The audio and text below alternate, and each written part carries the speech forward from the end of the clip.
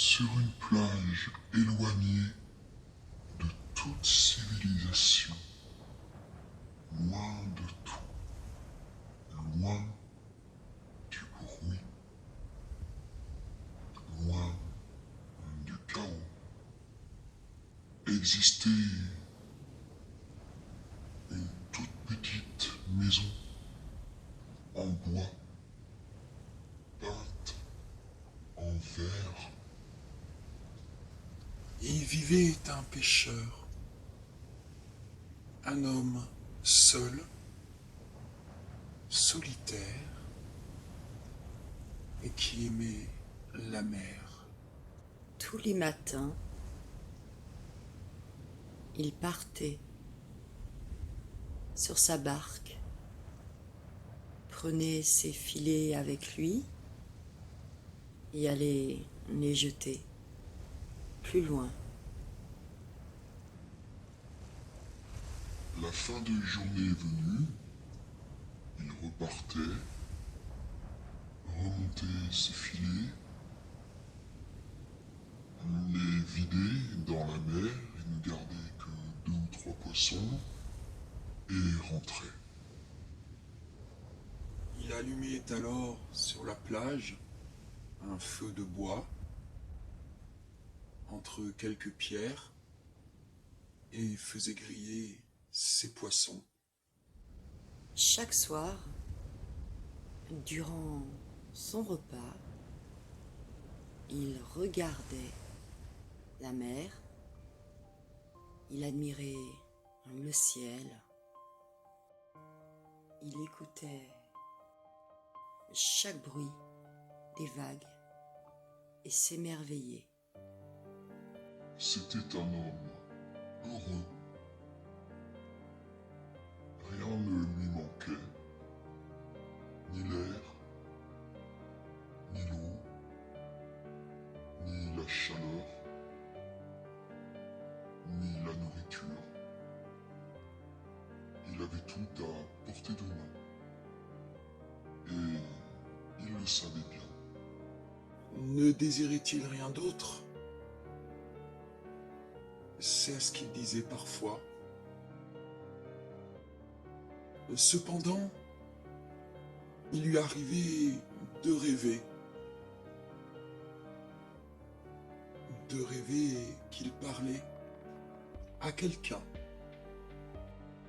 Il lui arrivait de s'adresser à la mer et d'avouer qu'il aurait bien aimé partager toutes ces merveilles avec quelqu'un d'autre. Il pensait que c'était beaucoup demandé et parfois pensait que ce n'était pas grand-chose. Jamais personne ne venait le voir. Il avait choisi cet endroit éloigné pour ne pas être dérangé. Sa seule amie était la mer. Il se sentait chanceux de côtoyer le soleil, le ciel, la pluie, les vagues et le sable. Il avait parfois la sensation que tous les éléments, le vent, la mer, le soleil, la pluie, lui répondaient et même parfois s'adressaient à lui, rien qu'à lui. Un jour, en allant relever ses filets, il s'aperçut qu'il n'y avait aucun poisson. Il revint sur sa plage et ne mangea pas ce soir-là. Il parlait tout de même à la mer et posait la question: pourquoi n'y a-t-il pas de poisson dans mon filet aujourd'hui? Il dormit bien malgré tout, tout en se disant que ce n'était jamais arrivé et que cela ne se reproduirait pas. Mais le lendemain, en relevant ses filets, il n'y eut aucun poisson. Quand il revint sur la plage, il s'adressa à la mer. Tout en baissant la tête, il demanda pardon. Pardon d'avoir pêché ces 2 ou 3 poissons tous les jours, depuis des années, depuis très longtemps, et supposa alors qu'il n'y avait plus de poissons dans la mer à cause de lui. Les jours suivants, ses filets restaient vides. Pas un seul poisson. Il rentrait et se sentait de plus en plus fatigué. Il commença d'avoir vraiment très faim. Il faut bien que je mange, disait-il. Il se retournait parfois du côté des terres, mais rechignait à rejoindre les bois, les champs, les villages, la civilisation. Mais, devenant faible, il se décida un jour à rejoindre les terres. Il traversa de longues dunes de sable, des forêts de pins, des champs, et commença d'aborder des villages. Il entra à l'intérieur d'un village, et malgré que tous les gens le regardaient d'un air bizarre, bien sûr, il ne portait que des haillons, avec son pantalon coupé à moitié et ses pieds nus. Quand il arriva sur la place de ce village, il y avait tout un tas de monde qui circulait entre des étalages. Et là, il vit tout un tas de poissons. Il n'en revenait pas. Il courut vers le marchand, sans savoir qui il était vraiment. Elle lui posa la question, « Mais d'où tenez-vous tous ces poissons? Qu'en faites-vous? À qui sont-ils destinés ?» Le marchand, ouvrant de grands yeux, lui expliqua que des pêcheurs lui apportaient et qu'il les vendait. Il eut du mal à saisir au début cette notion de vendre et d'acheter, mais il finit vite par comprendre et marmonna au marchand que c'était bien de sa faute que la mer fut vidée de ses poissons.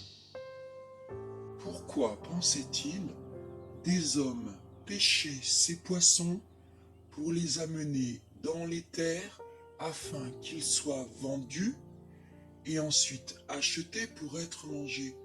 Pourquoi ces hommes qui pêchaient ces poissons ne se contentaient pas de s'en nourrir? Cela lui paraissait incroyable. Il rentra donc chez lui et s'empressa de demander à la mère pourquoi des hommes viennent pêcher des poissons, les emmènent très loin, d'autres hommes les vendent et d'autres gens les achètent. La mère ne lui répondit pas, Mais cet homme s'assit sur la plage et se mit à écouter les vagues, une par une, déferler à ses pieds. Il voulait des réponses à ce qu'il ne comprenait pas. Il décida que dès le lendemain, il prendrait sa barque et irait encore beaucoup plus loin. Et cette nuit-là, il ne dormit pas très bien. Il pensa que ces derniers jours, il avait parlé à beaucoup de monde, mais il n'avait pas partagé toutes ces merveilles. Il se demandait ce qu'il allait découvrir là-bas, plus loin, avec sa barque. Est-ce qu'elle tiendrait si loin? Est-ce que lui serait assez fort, surtout affaibli par la faim? Il n'avait mangé que quelques fruits sur le retour, trouvés sur un pommier sauvage, un poirier sauvage, des baies. Dès le lendemain, aux aurores, il remplit ses outres d'eau fraîche, les chargea dans sa barque, et après un dernier regard sur sa petite cabane, il rama vers l'horizon. La mer était calme, les vagues roulaient lentement au-dessous de lui. Le soleil passait légèrement entre les nuages. L'homme se sentait bien. Et il se dit que c'était le début d'une très belle journée. Au bout de quelque temps, au-delà des récifs qu'il connaissait, il s'aperçut que la mer était encore plus immense qu'il ne le croyait. Il ressentit une angoisse au fond de lui devant cette étendue infinie et il trouva cela effrayant, mais la curiosité l'emporta et le remplit de joie.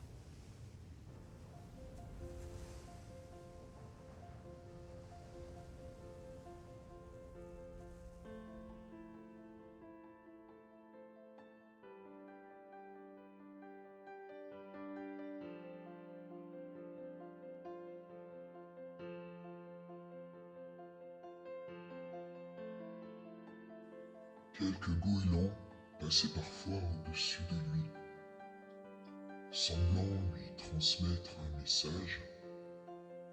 Il levait les bras vers eux en souriant. Il avait envie de crier « Hé, c'est moi, j'arrive! Regardez, je vais loin, je vais loin! Je suis sorti de ma plage! »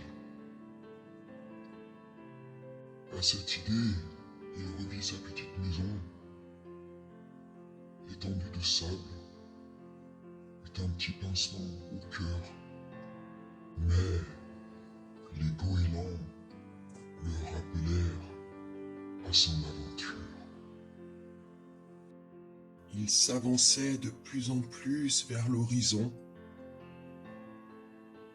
ramant avec ferveur et parfois se laissant porter par le vent. Puis, de temps en temps, il voyait bien quelques clapotis au-dessus des vagues.